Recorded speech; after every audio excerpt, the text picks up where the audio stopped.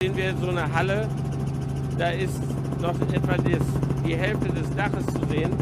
Das ist runtergerutscht und direkt daneben haben wir so 3, 4 Häuser. Ich denke, mehr wird es nicht sein. Da sehen wir so einen riesen Schutthaufen. Die sind vermutlich unterspült worden und dann den Hang runtergestürzt. Das sind diese Häuser,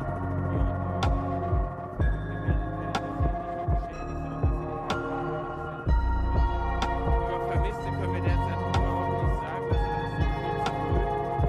Wie viel da konkret passiert ist, das ist alles noch sehr, sehr frisch.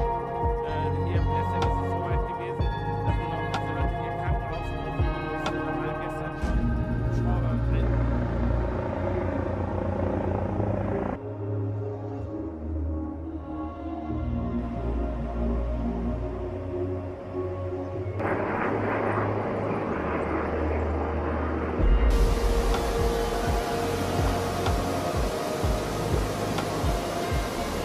Aber ich habe in 38 Jahren jetzt noch nicht erlebt, dass die Inde über das Ufer getreten ist.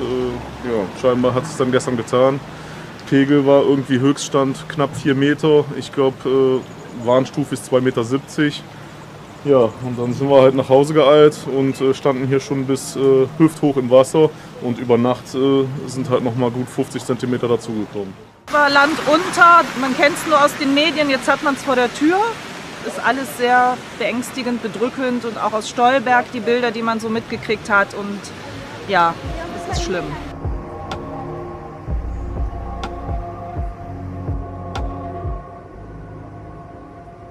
Und mein tief empfundenes Beileid gilt allen, die in dieser Katastrophe Angehörige und Freunde verloren haben oder die jetzt noch um Vermisste bangen.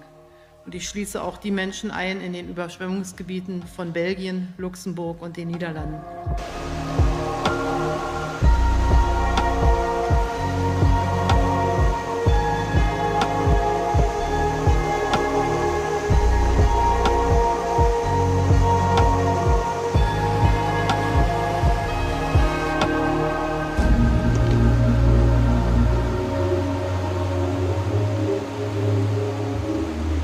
J'ai jamais vu, ça fait peur. Ça fait peur, ouais, ça fait peur. J'ai jamais vu ça. Jamais vu ça. Je suis venu hier à midi, on voyait encore la boucle d'amarrage là. Là maintenant au matin on la voit même plus, ça monte de plus en plus. Ça fait peur.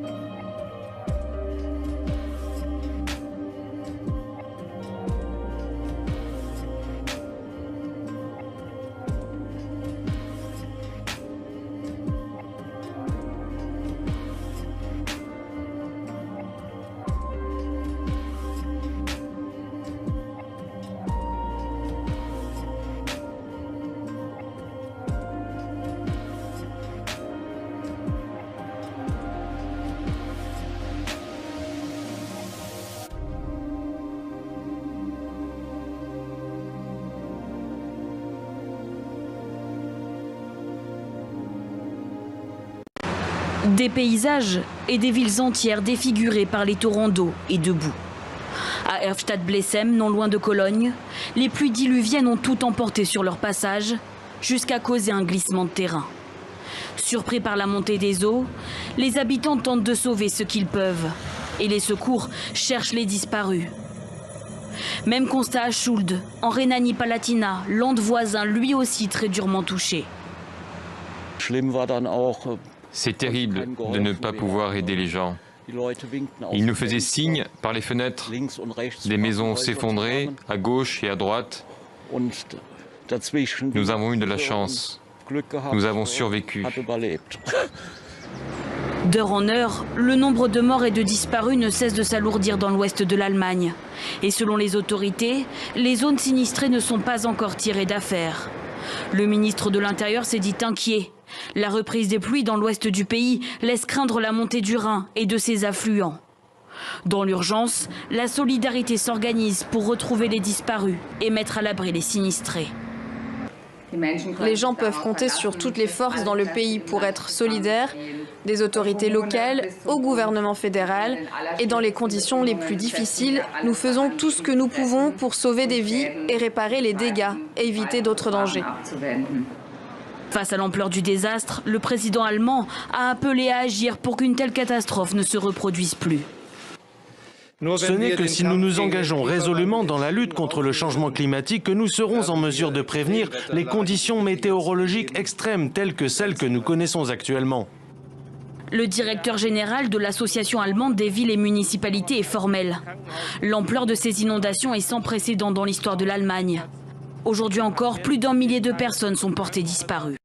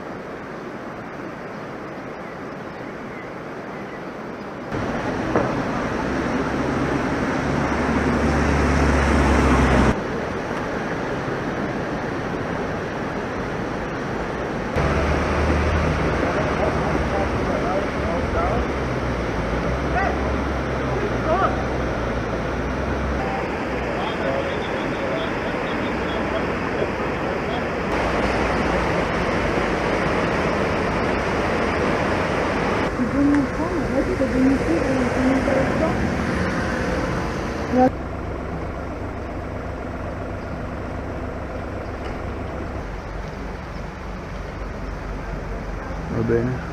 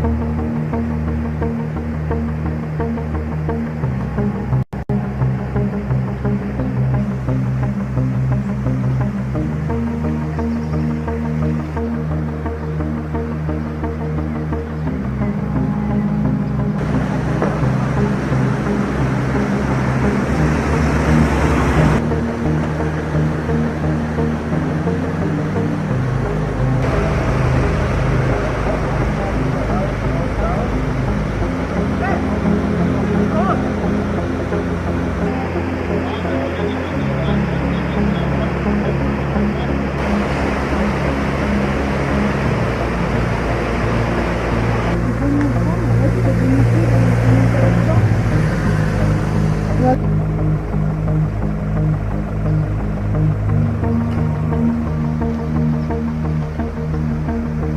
bene.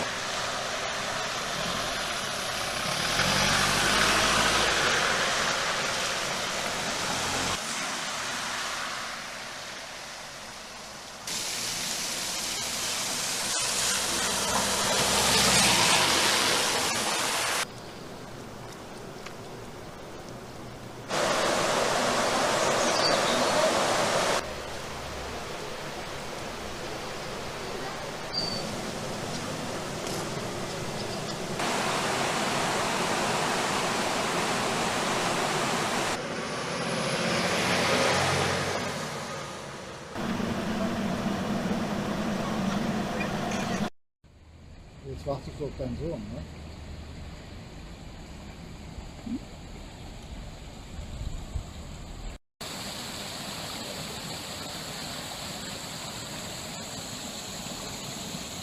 Das ist natürlich echt schon. Wir sind mal 2 Meter weiter, wir sind mal weiter.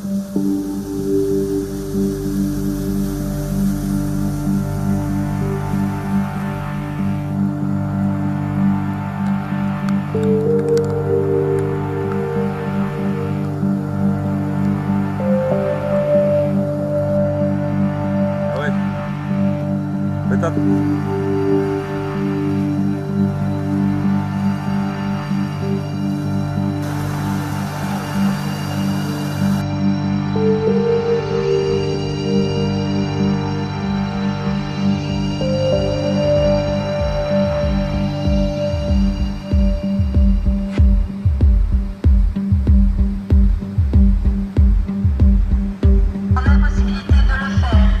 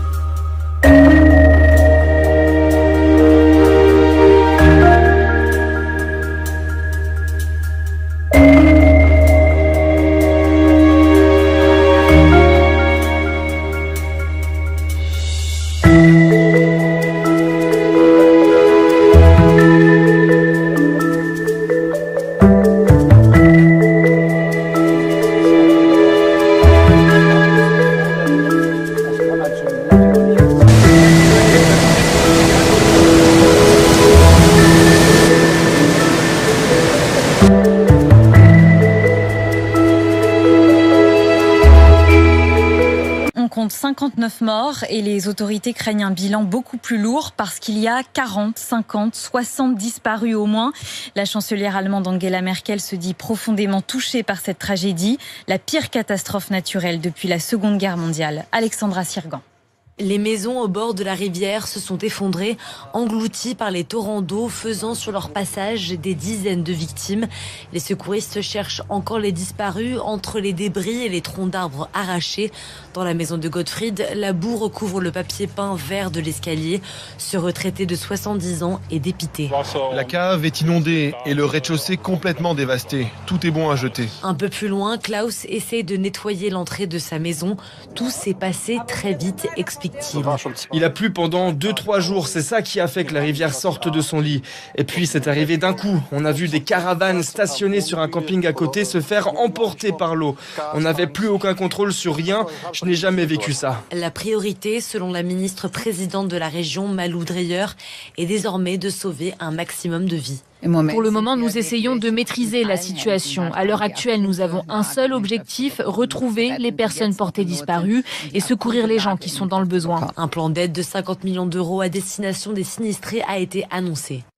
Ces images filmées par un drone permettent de mieux se rendre compte de l'ampleur de la catastrophe. Et voilà à quoi ressemble désormais la commune de Schult, dans l'ouest de l'Allemagne. Ici, au moins 6 maisons situées en bord de rivière se sont effondrées sous la violence des flots, emportées dans des rues, transformées en torrents d'eau. Des courants qui charrient tout sur leur passage. Les habitants ont du mal à en croire leurs yeux. C'est plus qu'une catastrophe, c'est très grave. J'ai été pompier pendant 50 ans et on n'a jamais vu ça. C'est terrible quand on voit ça. Il y avait 2 maisons. Combien sont détruites? On ne sait pas ce qu'il va se passer. Dans toute l'Allemagne, ce sont des dizaines de personnes qui manquent toujours à l'appel. La chancelière Angela Merkel s'est dite bouleversée. En Belgique voisine aussi, une grande partie du sud et de l'est s'est réveillée sous l'eau près de 2 mètres ici, quasiment la hauteur de cet arrêt de bus, proche d'être entièrement submergé. Là où c'est encore possible, la population tente de sauver ce qui peut encore l'être. Ces personnes évacuées ont-elles pu trouver refuge dans ce gymnase? Les gens, on essaie de les réchauffer, on essaie de subvenir à leurs besoins dans les médicaments parce que la plupart sont partis en abandonnant tout. À Liège, la population a été invitée à évacuer les bords de Meuse, dont le niveau ne cesse de monter. L'armée a, elle, été déployée dans 4 des 10 provinces du pays afin de participer aux opérations de secours.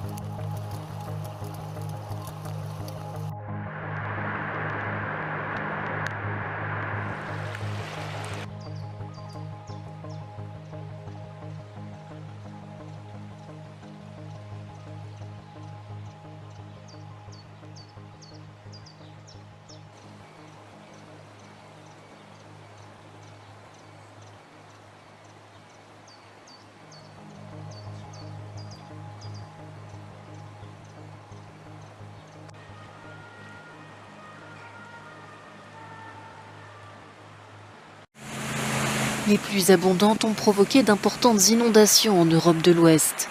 En Allemagne, dans la petite ville de Schuld, en Rhénanie-Palatinate, 6 maisons ont été emportées dans une rivière dans la nuit de mercredi à jeudi.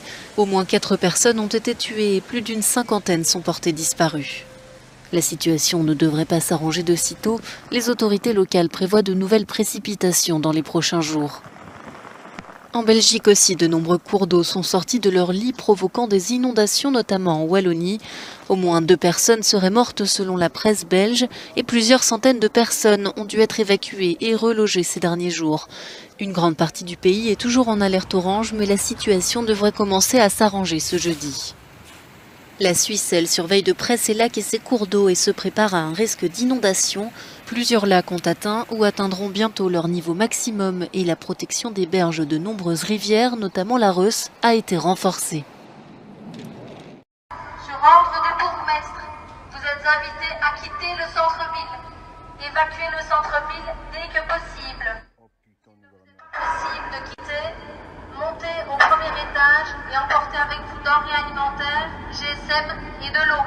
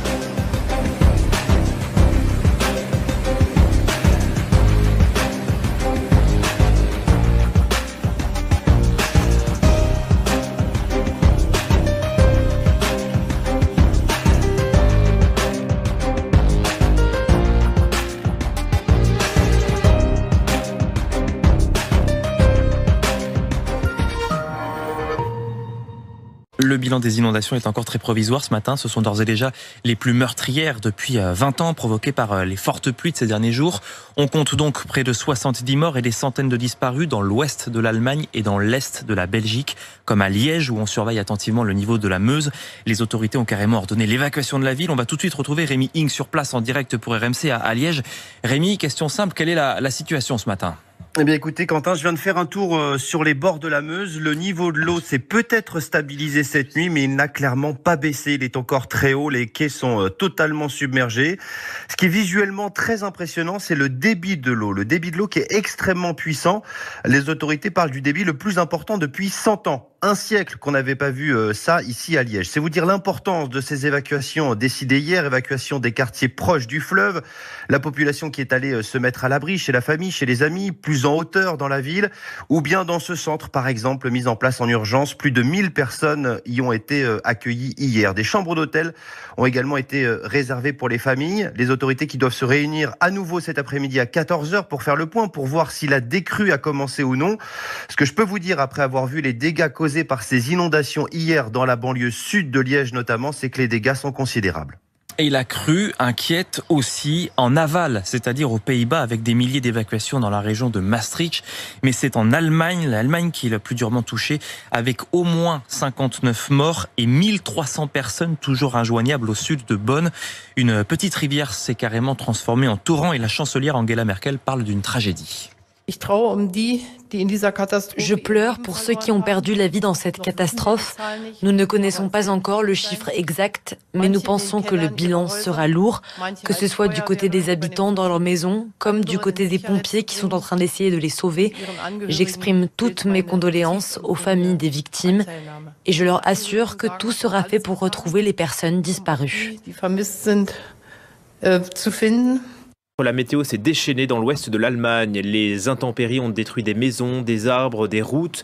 Le bilan est encore incertain. Il fait état d'au moins 6 morts, plusieurs dizaines de disparus. Emmanuel Chaz.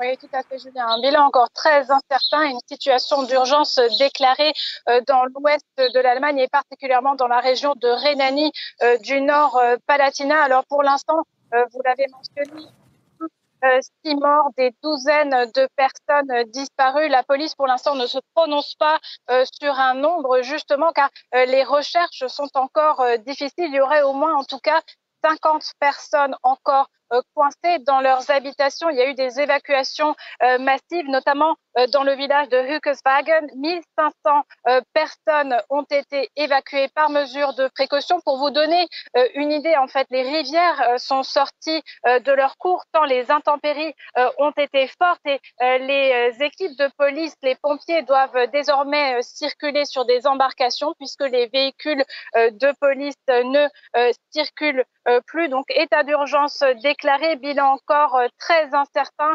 On ne sait pas encore exactement combien de disparus, des douzaines sans doute. On en saura plus, je pense, tout au long de cette journée.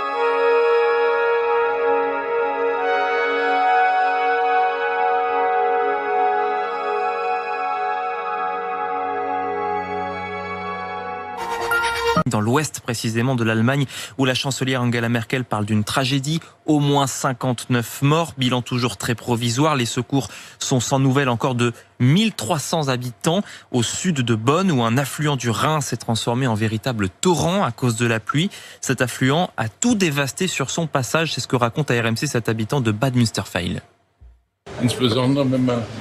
Je suis désemparé. Si vous regardez autour de vous, il y a de la boue partout dans les maisons, le pont s'est effondré. Plus loin, il y a des maisons qui ont été emportées par l'eau dans la rivière. Nous sommes dans une situation d'urgence, comme pendant la Seconde Guerre mondiale.